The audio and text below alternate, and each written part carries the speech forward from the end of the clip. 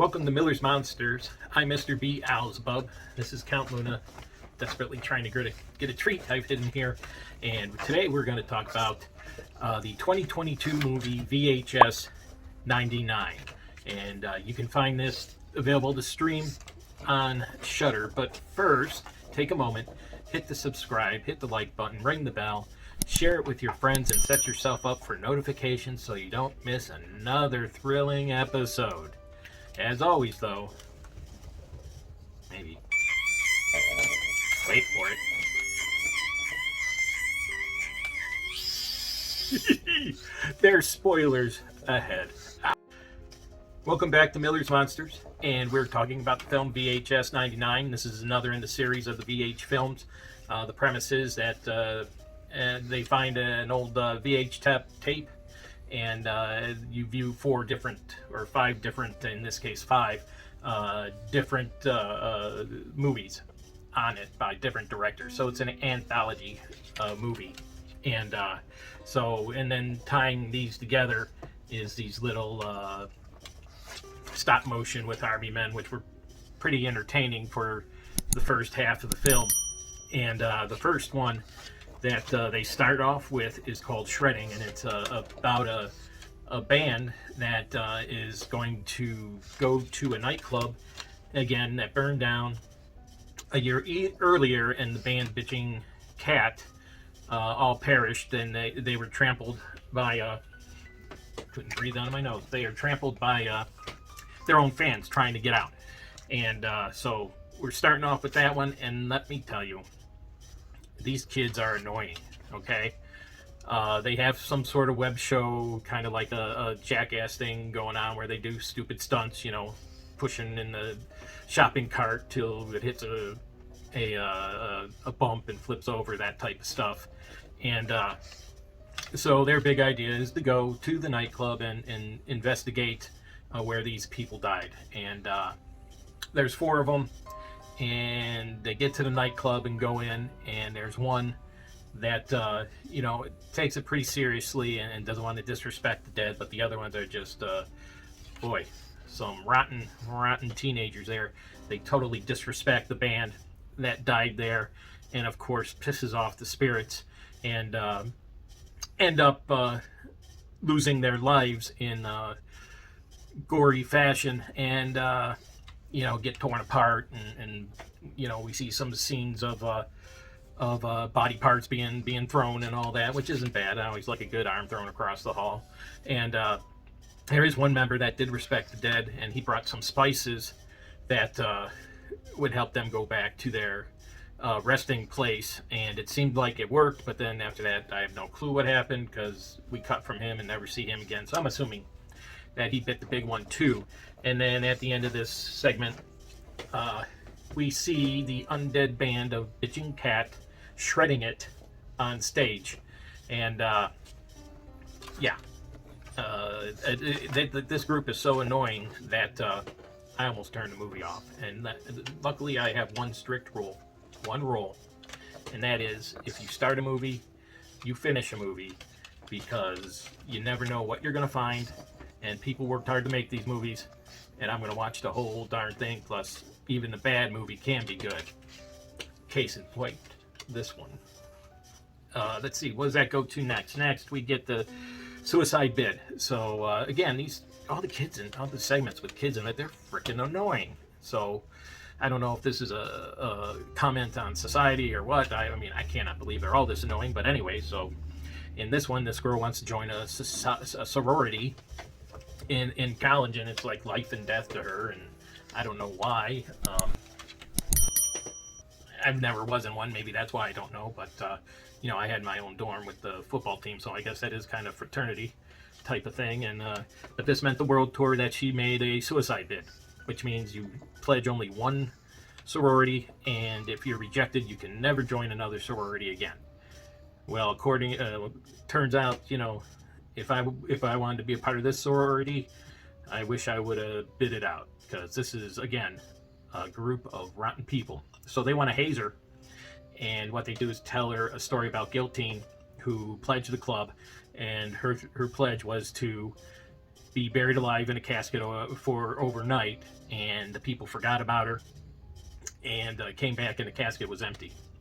So she's desperate enough, or lacking the brains power enough, say, oh yeah, I'm going to do it. Yeah, oh right, great. Of course, alcohol's involved, and they bury her in the coffin.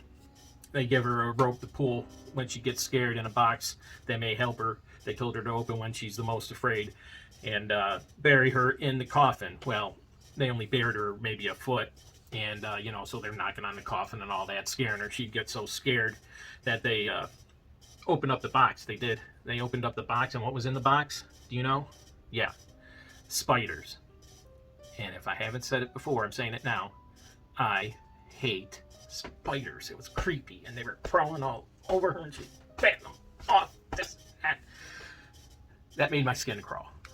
One time in this whole film made my skin crawl is because of the spiders. So eventually, of course, Guillotine shows up and takes her to hell with her, so she has someone to play with, and she got left in the coffin, obviously, overnight, and it rained, and the gravesite is flooded, and the girls can't find her, and they're like, we're never to speak of this again. And then the next clip, they all wake up in a coffin, buried alive, of course, and Guillotine gets all them too. And so that was number 2. Not bad, except for the spiders. Don't like the spiders. And you know, I will say the special effects were great throughout the whole movie. The monsters through this were wonderful. So I give them kudos for that. Let's see. Next on the list was Ozzy's Dungeon. Oh boy. I don't know which one was worse, Ozzy's Dungeon or Shredding. If I had to put my hand to the fire, which wouldn't bother me, I'm the devil. I live in fire every day, so I'm going to say Ozzy's Dungeon. You remember these shows in the 90s, like Double Dare, and I can't even think of names of them, but the kids were on there and they had to run these crazy obstacle courses, you know, like a precursor to what the adults are doing. I can't even think of the name.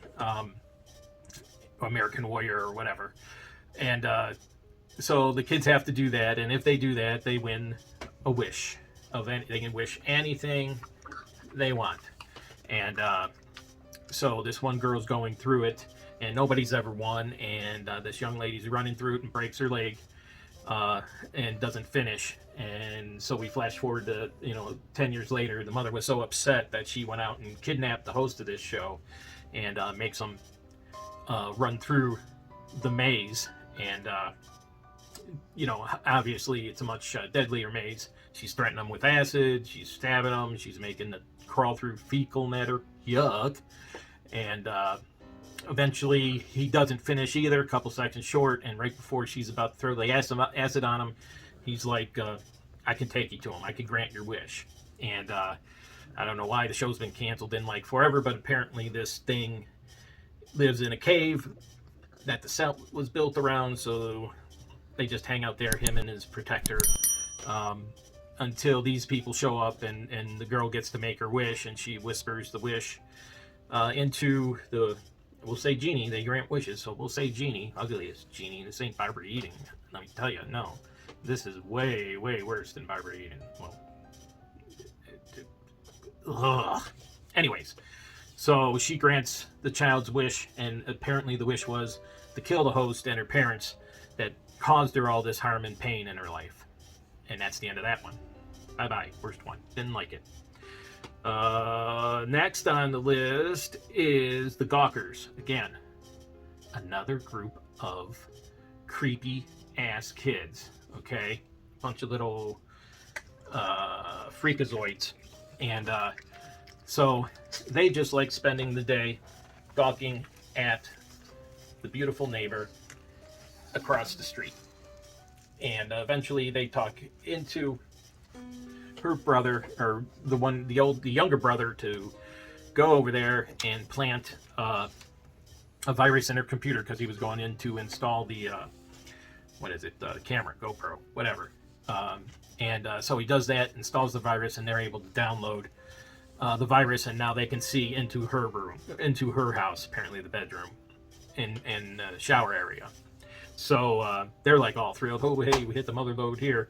And finally they get their wish. They get to see her take off her top and sports bra and then get, you know, those things. And then she takes off her wig and all these snakes come out of their head. And if you're as old as I am, you know, and you know your mythology, you know snakes coming out of their head. That's Medusa. You don't look at Medusa, you turn to stone.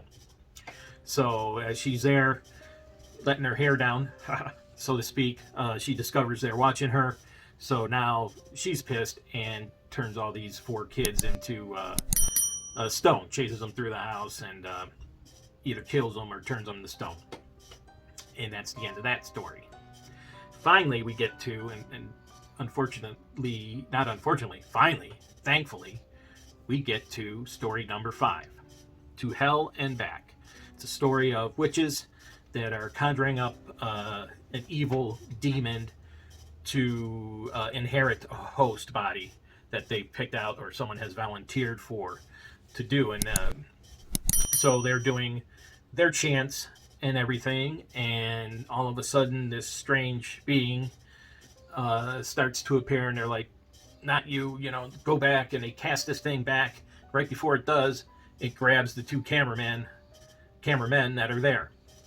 So we wake up and we see that our men have been cast into hell with this demon, and all the effects here are great. Okay, it's all not CGI. I might as well tell you this part now. They start running around and the guy starts screaming, and I'm like, wait a minute, I know that scream. I've heard that scream before. And lo and behold, and I did not know this before I watched it, it's Joseph Winter. And he has a distinctive scream. And if you remember Joseph Winter, it's only a review ago, I loved him in Deadstream. And I loved him in this too. And he's playing the same character, runs around screaming, and he has another guy with him this time, and they're running around, running into these monsters, pretty freaky monsters too, who are eating body parts throughout. And he is just screaming. He sticks his hand in the trap, and you can see the old devil's eyes are lighting up, because it was really the best part of the movie. Really saved the movie for me. And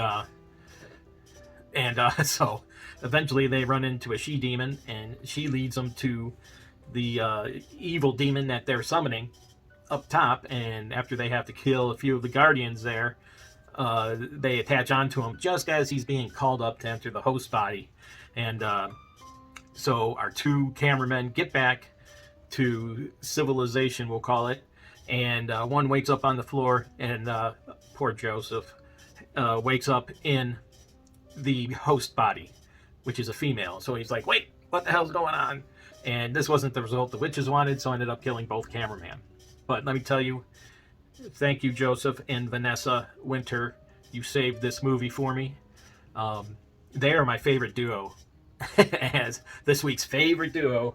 I love both things they were in, and I'm going to go out and see if I can find anything else that they're attached to, just to see what else they've done, and I'll bring it to you as I do. But the whole movie itself is a 2.5, and the only reason it gets a 2.5 is because of that Hell and Back segment. But it is a whole lot of horrible people,